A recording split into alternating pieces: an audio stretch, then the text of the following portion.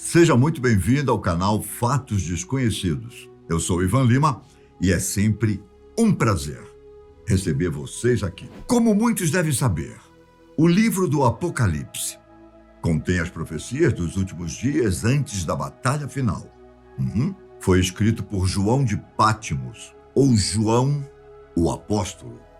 A obra também cita o novo céu e a nova terra, onde os crentes irão viver para o seu Deus, sem pecado, tristeza ou dor. O fato é que muitas dessas profecias estão envoltas em descrições que podem ser confusas, e muitos teólogos debatem a extensão do que é simbólico e o que é literal nas visões descritas por João. Para quem não sabe, no primeiro século depois de Cristo, o apóstolo João foi exilado na ilha de Pátimos, daí o nome. O crime de João foi simplesmente praticar o cristianismo. Em Pátimos, João foi tomado pelo Espírito Santo e recebeu visões proféticas de Cristo, instruindo-o a escrever cartas para 7 igrejas, que são elas: Éfeso, Esmirna, Pérgamo, Tiatira, Sardes, Filadélfia e Laodiceia. Mas, Ivan, qual era o objetivo de enviar essas cartas para tais igrejas? Aparentemente, essas 7 igrejas estavam entre as várias das primeiras comunidades cristãs na Ásia Menor. As 7 igrejas podem ter sido escolhidas para receber a mensagem apocalíptica de Cristo, porque geograficamente elas estavam localizadas ao longo de uma rota comercial circular que reunia as partes mais populosas e influentes da região. Uma vez que a mensagem apocalíptica fosse dada às igrejas nessas cidades, elas se espalhariam para as comunidades cristãs do resto da província. Então, de certa forma, podemos dizer que era uma estratégia geográfica para que a mensagem chegasse a absolutamente todos. E qual era o conteúdo das cartas? Bom, supostamente cada uma delas declarava os triunfos e fracassos das igrejas receptoras, além de conselhos. Os avisos nessas cartas são proféticos, prevenindo as comunidades cristãs de hoje das armadilhas que podem nos afastar da nossa fé. Mas também há outras interpretações. Existe uma perspectiva cronológica para interpretar essa passagem da Bíblia. Nesse caso, cada igreja mencionada nesses capítulos representa um período da história da igreja, ou seja, as 7 igrejas representam 7 eras, ou períodos sucessivos da história da igreja. Esses períodos seriam os seguintes: a Igreja Apostólica, entre os anos 30 e 300 depois de Cristo. A Igreja do Mártir, entre os anos 100 e 313. A Igreja Comprometida, entre 314 e 590 depois de Cristo. A Igreja Católica Romana, entre os anos 590 e 1517.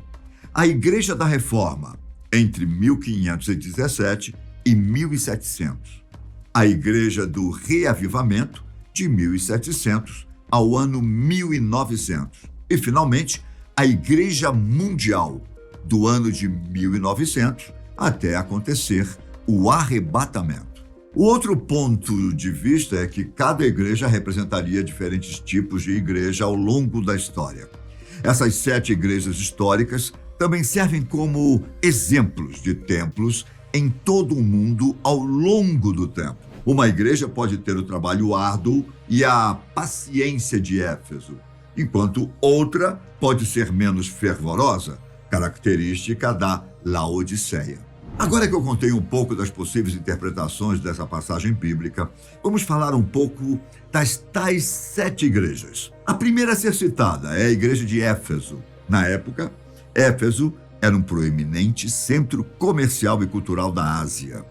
A carta de Cristo à igreja de Éfeso elogia a congregação por suas obras, trabalho árduo e perseverança, e por sua rejeição aos falsos apóstolos. Apesar de seu trabalho árduo e integridade doutrinária, Cristo culpa a comunidade por ter abandonado o amor que tinham no início. Esse amor abandonado pode significar que os efésios se tornaram menos devotados a Cristo ou que o trabalho que fizeram não era mais motivado pelo amor um pelos outros. A carta à igreja de Éfeso oferece esperança à comunidade se ela se arrepender e reacender seu amor pela vida cristã. A lição da carta a Éfeso ensina que a verdade e o amor devem andar de mãos dadas.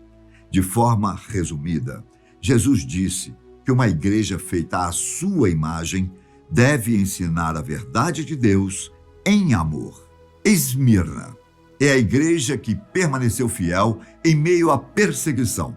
Para quem não sabe, Esmirna era o lar de uma grande comunidade judaica hostil aos cristãos. A Bíblia observa que acusações caluniosas de judeus contra cristãos levaram à perseguição dos mesmos pelas autoridades romanas.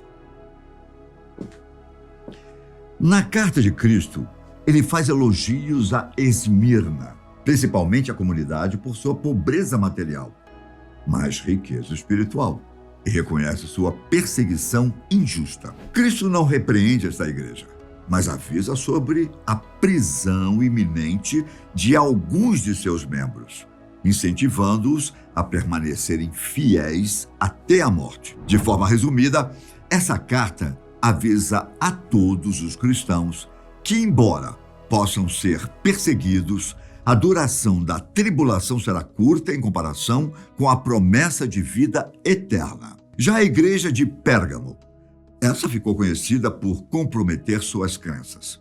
A cidade de Pérgamo era conhecida por suas práticas pagãs. A carta à igreja elogia a congregação por manter sua fé, apesar das influências pagãs presentes na cidade. Porém, havia membros da igreja que ainda mantinham suas tradições anteriores, não querendo abrir mão dos seus ídolos. Outros se entregaram a falsas doutrinas. Jesus chama a atenção dessa congregação para colocar um ponto final nesses pecados. Talvez por causa desses fatos, o livro do Apocalipse diz que essa cidade é onde está o trono de Satanás, o lugar onde habita Satanás. Mas com certeza, a cidade foi chamada de moradia de Satanás por causa do altar de Pérgamo, uma magnífica estrutura dedicada a Zeus. A quarta igreja é a de Tiatira. Tiatira era uma cidade comercial extremamente rica. A carta de Jesus elogia a congregação por ter crescido na fé e no serviço, mas critica por causa da devoção a um falso profeta que levou alguns membros a cometer idolatria e imoralidade. Essa crítica se deu por causa de uma mulher chamada Jezabel, que se autodenominou profetisa e tentou convencer os cristãos de Tiatira a fornicar e a comer a carne dos animais sacrificados aos deuses pagãos. Atualmente, estudiosos interpretam essa passagem como uma mensagem que diz que, assim como alguns na igreja de Tiatira foram desencaminhados por um falso profeta, os cristãos modernos são vítimas de líderes de seitas, práticas ocultas e falsos profetas, e que devemos nos manter forte nos ensinos de Cristo. A quinta igreja é a de Sardes, que, segundo o Apocalipse, estava espiritualmente morta. Sardes foi uma cidade que sofreu 2 ataques surpresa. Apesar de suas fortificações, Jesus culpa a igreja da cidade por manter uma aparência externa de estar viva, embora, na verdade, estivesse espiritualmente morta. Ele fala isso talvez pelo fato de que, apesar da riqueza e as boas obras desta igreja, a congregação simbolizava uma igreja que parecia boa, mas muitos tinham um coração frio para com o Senhor. De forma mais resumida, a crítica era o fato da congregação simplesmente praticar a fé sem realmente alimentar o espírito. Estudiosos interpretam essa mensagem como um alerta de que precisamos viver a fé por meio do estudo da Bíblia, oração e comunhão. A sexta igreja era da Filadélfia, que era o lar de uma comunidade sinagoga hostil aos cristãos.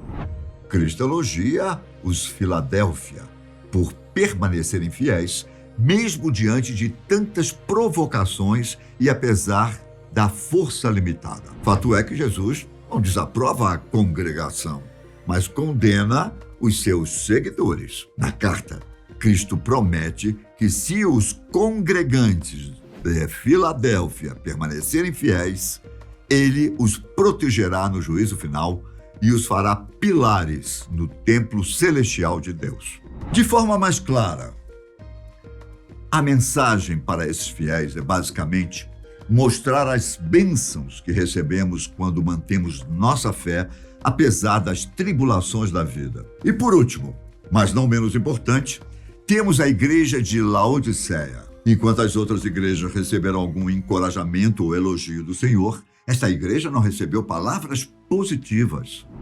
Assim como Sardes, Laodiceia tinha abundância de recursos, mas não alimentava o espírito para com Deus. Cristo repreende esta igreja por permitir que sua prosperidade econômica cause a falência espiritual e revela que, apesar de sua riqueza econômica, somente Deus pode fornecer riqueza espiritual. A carta também diz que aqueles na igreja de Laodiceia que abrirem a porta para Cristo participarão de seu banquete celestial e terão o direito de sentar-se com ele em seu trono. Mais uma vez, resumindo a mensagem, é fácil nos tornarmos complacentes em nossa fé durante os tempos de abundância, não é? Mas é preciso buscar a Deus, mesmo que você seja extremamente rico e tenha conquistado tudo o que desejava em vida. Não é?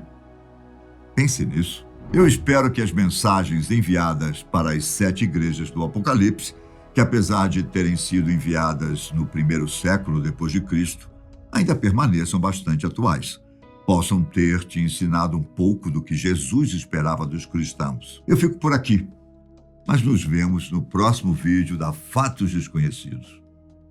Tchau.